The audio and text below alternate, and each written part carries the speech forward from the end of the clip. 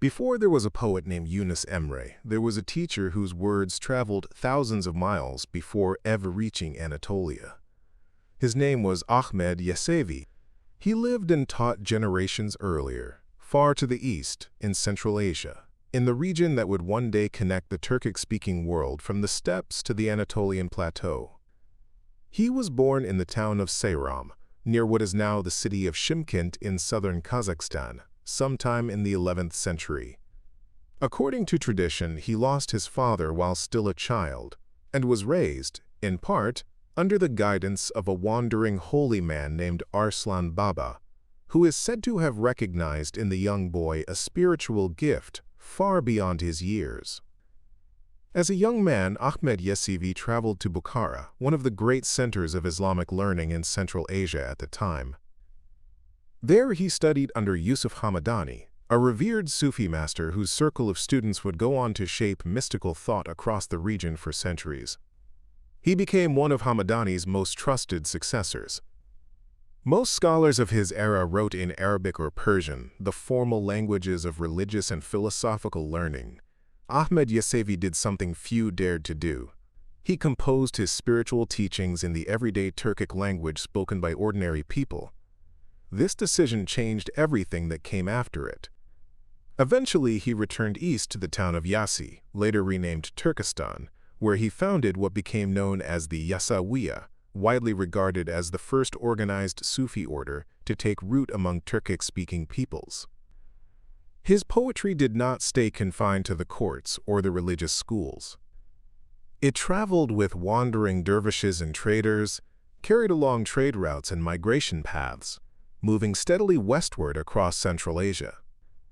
The order he founded became one of the primary vehicles through which Islam spread among the Turkic nomadic tribes of the steppe, communities that formal religious scholars, working only in Arabic and Persian, had struggled for generations to reach. Ahmed Yesevi's dervishes went where the scholars would not, speaking in a language the herders and horsemen already understood. Generation by generation, the tradition Ahmed Yesevi began kept moving. His collected poems, known as the Divan-i Hikmet, or Book of Wisdom, are considered among the earliest surviving works of Turkic Islamic literature.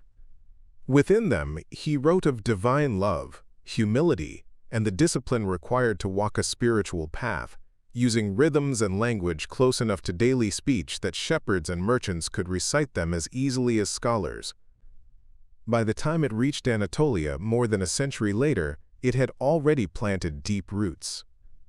Poets and mystics across the region began composing in the same spirit, using plain language to speak of divine love rather than elevated verse reserved for the educated few. Ahmed Yesevi never set foot in Anatolia himself, but his influence did. Every Anatolian mystic who chose to write in the language of ordinary people rather than the language of scholars was, in some way, walking a path he had opened first. According to tradition, when Ahmed Yesevi reached the age of 63, the age at which the Prophet Muhammad is said to have died, he chose to withdraw from ordinary life. He is said to have spent his remaining years in an underground cell, devoted entirely to prayer and reflection, a gesture of humility that Central Asian memory still recounts today. He died in the town of Yasi, and for centuries his grave remained a modest site of visitation. That changed in the late 14th century, when the conqueror Timur ordered a grand mausoleum built over his resting place. The gesture was not purely religious. Timur, building an empire out of conquest, understood the value of tying his own rule to a figure already revered across the Turkic-speaking world, and a monumental tomb was as much a political statement as a spiritual one. The structure that rose above the grave, in the city now called Turkestan in southern Kazakhstan, remains one of the largest and best-preserved monuments of Timurid architecture anywhere in the world. It still stands today as a UNESCO World Heritage Site, drawing pilgrims from across Central Asia. In Central Asian memory, he is often called Hazrat Sultan, or Piri Turkestan, the Sage of Turkestan, titles that speak to how completely his name became bound up with the region itself. His mausoleum is so central to Kazakhstan's national identity today, that its image appears on the country's currency, a rare honor for a teacher who wrote nearly 1,000 years ago in the plain language of shepherds and traders, rather than the polished verse of any royal court. A teacher who never left Central Asia, yet whose words reshaped an entire spiritual tradition thousands of miles away. Proof that an idea, once given the right language, can travel further than the person who first spoke it. In the 15th century, in the city of Iznik, a young man completed a full theological education and found himself still searching for something more. His name was Abdullah, though history would remember him by another name entirely, Esrefoglu Rumi. Iznik was already an ancient city by the time he was born there. Long before it carried that name, it had been known as Nicaea, a city so central to early Christian history that two of its great church councils gave the world the Nicene Creed. By the 14th century, Ottoman forces had taken the city, and it had settled into a quieter life as a center of learning and craft, later famous across the empire for the brilliant blue and turquoise tiles that still bear its name. It was in this layered, ancient setting that Esrefoglu Rumi began his own religious education, studying law and theology until he had mastered what the schools of his day could offer. His formal religious training had given him knowledge. It had not given him the deeper understanding he was looking for. So he turned towards Sufism, seeking guidance from a teacher named Haji Bayram Veli, one of the most respected mystics of the early Ottoman period and the founder of the Bayrami order in Ankara. Haji Bayram Veli himself would go on to become one of the most venerated figures of the early Ottoman spiritual world, his tomb in Ankara still drawing visitors today. And studying directly under a teacher of that stature placed Esrefoglu within a lineage that carried real weight across the empire. Under that guidance, something shifted in him. Esrefoglu did not simply absorb his teacher's wisdom and stay within it. He eventually branched out on his own, founding what became known as the Esrefiye order, a distinct branch within the wider Qadiri tradition of dervishes, a lineage tracing back to the 12th century Baghdad mystic Abdul Qadir Jilani, whose original order had already grown, by Esrefoglu's own lifetime, into one of the most widespread Sufi movements in the entire Islamic world. The Esrefiye branch he founded spread gradually across western Anatolia in the generations after his death, with lodges established in towns beyond Iznik itself, carrying his particular blend of poetic devotion and disciplined study to new communities of followers. Like Yunus Emre a century before him, Esrefoglu chose poetry as his primary language of teaching. But his role was not only that of a poet. He was also a prose writer, and his most enduring work, a guide known as Muzeki Nufus, the Purifier of Souls, became one of the most widely copied Sufi texts in the Ottoman world. Written in accessible Turkish rather than scholarly Arabic, it offered practical guidance on recognizing the traps of the ego and cultivating humility, drawing on the wisdom of earlier Islamic scholars while remaining rooted in the everyday language of Anatolian readers. Within his order, followers understood him as something closer to a spiritual authority, a figure whose verses carried weight beyond their literary beauty. Each poem functioned as a form of guidance, a way of transmitting sacred understanding from teacher to student. He returned eventually to Iznik, the city of his birth, and remained there for the rest of his life. He died in 1469, leaving behind an order that continued to grow long after him. His tomb still stands in Iznik today, part of a small mosque complex that bears his name, set within town walls the Romans first raised, the Byzantines later strengthened, and the Ottomans finally inherited. Visitors continue to pass along the same lakeside streets where he once studied, taught, and eventually returned to rest, with the still waters of Lake Iznik stretching out beyond the old city walls much as they did in his own lifetime, centuries before the town's famous tile makers ever fired a single piece of its now world-renowned ceramics. Esrefoglu's poetry remains part of Turkish spiritual and literary heritage today, studied alongside the other great mystic poets of Anatolia. Muzeki Nufus, too, continued to circulate for centuries after his death, copied by hand in dervish lodges long before it was ever printed. its manuscripts scattered today across libraries in Istanbul and beyond, and it is still read by those drawn to the older traditions of Ottoman Sufi literature.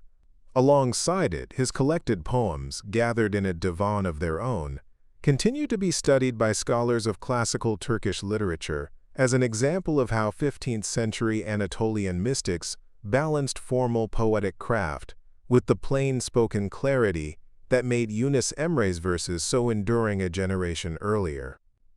His life traces a familiar pattern among the region's spiritual teachers: formal education first, then a turn towards something less easily taught, and finally a legacy built not on academic credentials, but on words that continued to guide people long after the man who wrote them was gone. In 1618, in the city of Malatya, a child was born who would spend his life questioning, writing, and eventually in exile. His name was Niyazi. History remembers him as Niyazi-i Misri.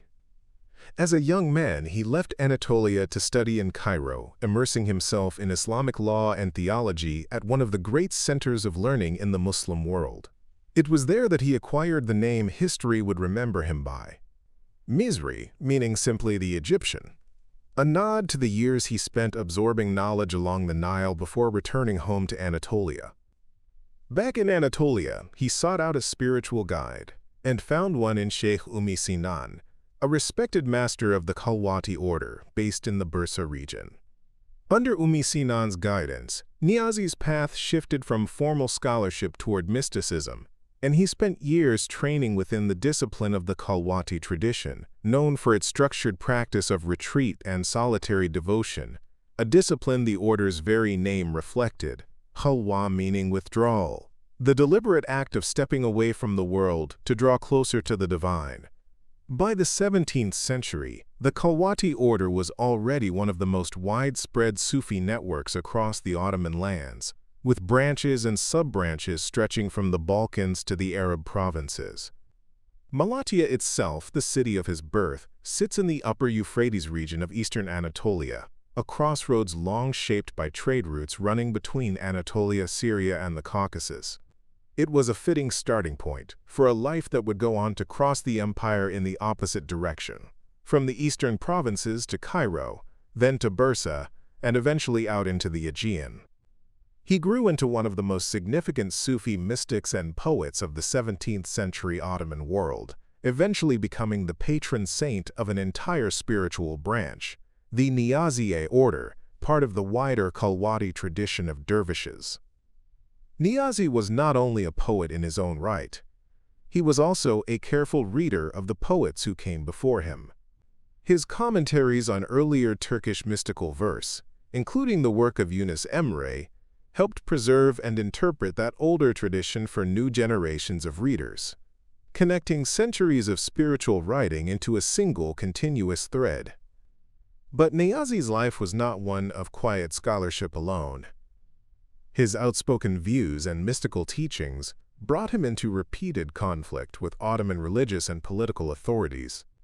He lived during a period when a conservative religious movement known as the Kadizadelis had gained significant influence in Istanbul, campaigning against Sufi practices such as ritual music, ceremonial movement, and the veneration of saints' tombs. Niyazi's defense of these very practices placed him directly in their path. Multiple times throughout his life, under more than one sultan, he was exiled, moved from place to place, his ideas considered too unconventional, too direct, for those in power to comfortably accept. He was sent at different points to the island of Rhodes and to other distant postings, always kept at a safe remove from the capital, even as his following continued to grow in his absence. The pattern repeating itself across decades says as much about the era as it does about the man, a 17th century Ottoman world caught in a genuine struggle over what kind of Islam it wanted to practice, formal and rigid, or mystical and expressive. His final exile took him to the island of Limni in the Aegean Sea, far from the Anatolian mainland where his teaching had taken root. He died there in 1694, yet exile never managed to silence him. His poems continued to circulate throughout the Ottoman world during his lifetime and long after his death, preserved and copied by students who valued his voice more than the authorities who kept trying to remove him from view. Many of his verses were later set to music as ilahi, devotional hymns still performed in Sufi gatherings and Turkish classical music circles today, carrying his words to listeners who may never know the story of the man who first wrote them.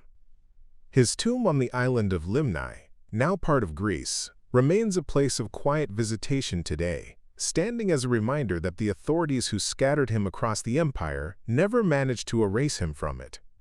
His divan, the collected body of his poetry, is still studied today as one of the richer bodies of Ottoman-era mystical verse, prized for its directness and its willingness to speak plainly about doubt, as well as devotion, a rare quality in an age when religious writing was expected to project certainty rather than admit to searching.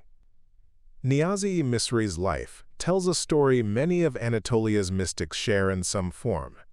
A thinker whose ideas outlasted every attempt to contain them, carried forward not by institutions but by the simple, stubborn survival of the words themselves.